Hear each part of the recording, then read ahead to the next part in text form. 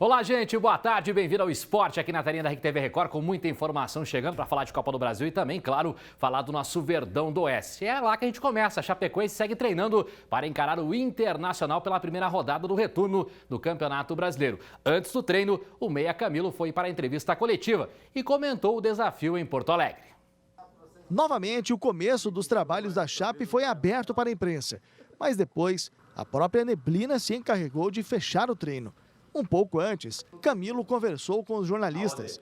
Fora de combate por 2 rodadas em decorrência de uma lesão de baixo grau no ligamento colateral medial esquerdo, o meia falou sobre a percepção que os atletas tiveram com relação ao novo técnico. Primeira impressão muito positiva do Marquinhos. Esperamos nós, jogadores, corresponder com muito trabalho e dedicação a ele, que a gente possa assimilar a sua maneira de jogar, né, que ele queira dentro da equipe, e assim a gente trazer o resultado para a gente fugir da zona de rebaixamento. Esse é o segundo treino de Marquinhos Santos à frente da Chapecoense, mas já deu para perceber que o treinamento tem sido de bastante intensidade. Quem diz isso são os jogadores, mas uma dúvida prevalece, inclusive do torcedor. Será que alguém que só conhece a Chape, está conhecendo cada peça dentro de campo, pode fazer melhor e até diferente de Emerson Cris, que vive o dia a dia do clube? Com a palavra, Camilo. O Cris foi um excelente profissional que veio agregar muito. Foi uma pena a gente não ter alguns resultados no seu comando. Posso citar aqui contra o Grêmio, está ganhando de 3-2, uma falta, né, inexistente. Até o jogo mesmo do Santos, que fizemos uma grande partida. Então são 2 jogos assim que a gente vê que poderia ser um rumo diferente. Dentro do vestiário não faltou nada, não tem nada extra assim, que a gente possa estar aqui falando de atleta, tal, o que é. Sobre a expectativa em enfrentar o Internacional, time que defendeu por 2 temporadas com 2 gols, Camilo disse que na partida poderá prevalecer a chamada lei do ex, onde existe a possibilidade de balançar a rede contra o seu antigo clube. Quando é jogos às 11 horas da manhã, tem boas lembranças, né? Tanto na Chapecoense como no Inter também. Então, espero que seja um dia feliz, que a gente possa trazer um grande resultado e assim dar um grande passo nesse segundo turno para que a gente possa sair da zona de rebaixamento. Além de Camilo, o técnico também terá à disposição o atacante Henrique Almeida, que mesmo não lesionado, sentiu dores na coxa e foi poupado, e ainda Márcio e Gum, que voltam de suspensão, e o zagueiro Douglas, que também foi liberado pelo departamento médico. O jogo entre Chapecoense e Internacional é domingo às 11 da manhã, em Porto Alegre. Pois é, um treino praticamente fechado, Marquinhos Santos, né? Tudo bem. Sem muita observação, né? Pois é, não deu para ver muito sobre o time do Marquinhos Santos, né? É verdade, mas ele tá encaminhando o time com algumas modificações, com algumas alterações.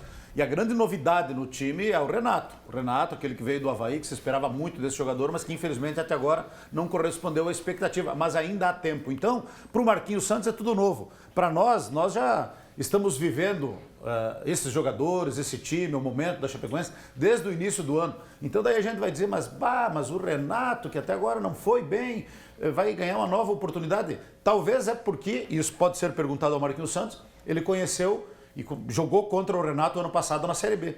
E o Renato fez uma grande Série B o ano passado quando o Avaí subiu para a Série A. Foi um dos destaques do time. E por isso que a Chapecoense contratou ele. Mas aqui ainda não encaixou. Quem sabe agora com um novo treinador renova a nossa expectativa e a nossa esperança de que alguns jogadores que não vinham rendendo bem, inclusive o seu Camilo, possam melhorar, possam evoluir e possam contribuir para que a Chapecoense saia deste momento difícil. Vai enfrentar um Internacional que perdeu ontem, daqui a pouco a gente vai repercutir, né? O Internacional ferido, o Internacional machucado com o vice-campeonato da Copa do Brasil e que precisa da recuperação, que vai precisar da reabilitação. Então, na sequência, fora de casa, a Chapecoense tem o vice-campeão da Copa do Brasil, que é o Inter, precisando da recuperação, e depois o Atlético Paranaense com a motivação de ter conquistado o título da Copa do Brasil. 2 pedreiras no caminho do técnico Marquinhos Santos nas 2 próximas rodadas. Não tem parada fácil não, né, Badal? O Atlético Paranaense levou a melhor e conquistou um título inédito. E o Inter, diante de um Beira-Rio completamente lotado, deixou escapar o bicampeonato. Assim, terminou a noite em Porto Alegre.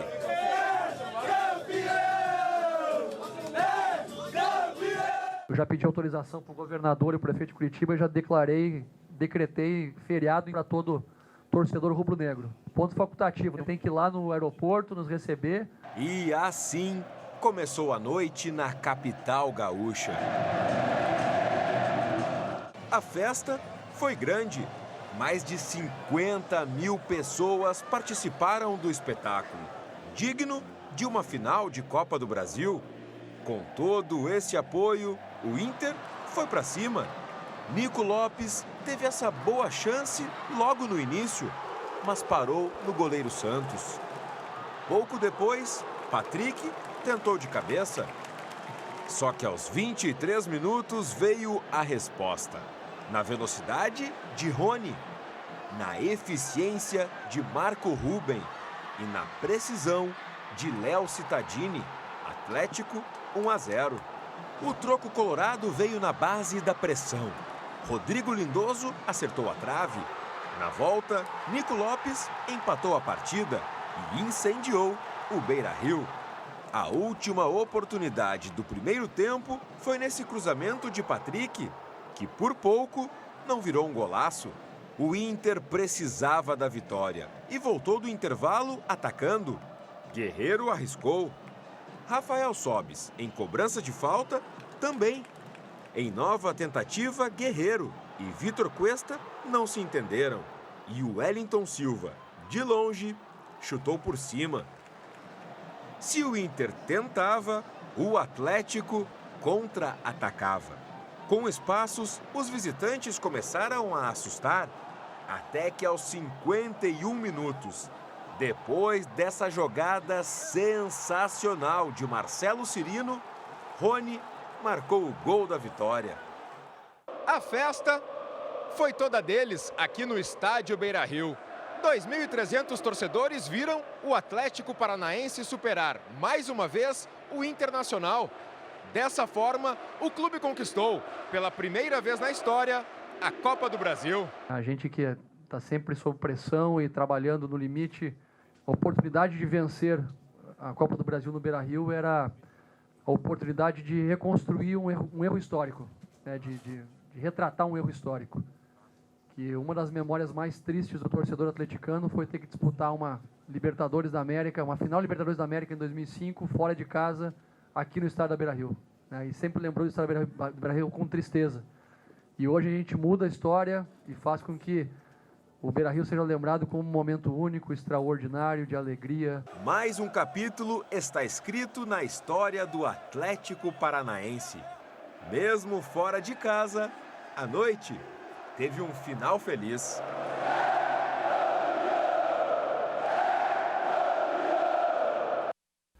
E que conquista bonita, hein? Que capítulo bonito escrito na história do Atlético Paranaense. Não foi pouca coisa o que esses caras fizeram. Esse Thiago Nunes aí é o nome da decisão, é o nome do título, é o cara do título do Atlético Paranaense, porque eliminou o Flamengo nas quartas de final, empatou em casa, empatou no Maracanã lotado e ganhou nos pênaltis. Depois eliminou o Grêmio nos pênaltis na Arena da Baixada e ontem, diante de 55 mil torcedores, conquistou o título da Copa do Brasil. O segundo fracasso do Internacional, em poucos dias já havia sido eliminado em casa pelo Flamengo na Libertadores, apostou tudo na Copa do Brasil, se criou uma grande expectativa de que o Inter pudesse conquistar o título, porque faz tempo que não conquista um título grande, um título importante, e aí o Internacional acabou sendo derrotado dentro de casa, mas por um time que mereceu muito a conquista, pelo trabalho do seu técnico, pela qualidade dos jogadores. É um time que não tem estrelas. O Atlético se apresenta como um exemplo para muitos clubes do futebol brasileiro. Tem uma folha de pagamento relativamente baixa, não tem uma folha de pagamento alta, não tem grandes estrelas, mas tem um time muito competitivo e super organizado pelo Thiago Nunes. Então eu acho que ninguém discute, até os colorados concordam de que o título ficou nas mãos de quem mais mereceu, do time que foi mais organizado e equilibrado nos dois jogos, lá em Curitiba e ontem em Porto Alegre também. Fracassou o Daír Hellmann, mais uma vez não conseguiu fazer o seu time jogar tudo aquilo que tem potencial. Não adianta tirar lateral para colocar atacante se não tiver organização. E o Atlético foi organizado e esse segundo gol aí foi uma pintura. Que jogada do Marcelo Cirino. Primeiro já uma grande jogada do Rony e o Léo Cittadini fez 1-0. Foi um balde de água fria no Beira-Rio lotado. O Inter teve força para empatar, se deu a impressão de que passaria na frente, mas a reação parou por aí no segundo tempo. Organizadamente, o Atlético e merecidamente com esse golaço aí do Rony, o segundo na jogada do Marcelo Cirino, ex-jogador do Internacional, acabaram fazendo a festa dentro do Beira-Rio. Que grande conquista. Parabéns aos atleticanos, em especial o meu amigo Diego Baia. Ontem está aqui em Chapecó, conversamos logo após o jogo, feliz da vida e orgulhoso pela conquista do Atlético Paranaense. Diego, um abraço para você e para todos os torcedores do Atlético que merecidamente comemoram a conquista da Copa do Brasil. Pois é, Badai, toda quinta-feira é dia de conferir os resultados e também a próxima rodada da Copa RIC TV Record de Futebol 7.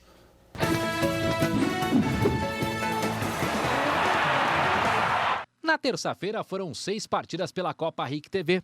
O Canarinho perdeu para o Nando Som por 8-3. O Rio Auto Center foi goleado pela CSM por 10-0. Bom Retiro FC ficou no empate com a Sede Maciel em 4-4. A ADG Gerencial Contabilidades venceu a equipe do Ceará por 5-1. A Camargo FC venceu a equipe da Chapeação e Pinturas Performance por 3-0. E o Alto Posto V8 empatou em 1-1 com a Tranqueiragem FC. Hoje, às 8 horas da noite, no campo Super 7, tem Metelho Gole FC enfrentando o time do Valte. Nesta sexta-feira, no campo dos Becos, são 2 partidas. Às 7h30 da noite, tem Redesul Consórcios contra Esponjas FC. E às 8h30 da noite, tem Pague Pouco contra a equipe do Ajax FC. No Guatambu Society, às 7h30 da noite, tem Rondofrio contra a Niju. E às 8h30, tem CDC Industrial contra a União Caxambu do Sul. Niju Tomás e Verduras, esse time é forte, hein? Boa sorte para todas as equipes e atletas envolvidos aí em mais uma rodada da Copa RIC de Futebol 7.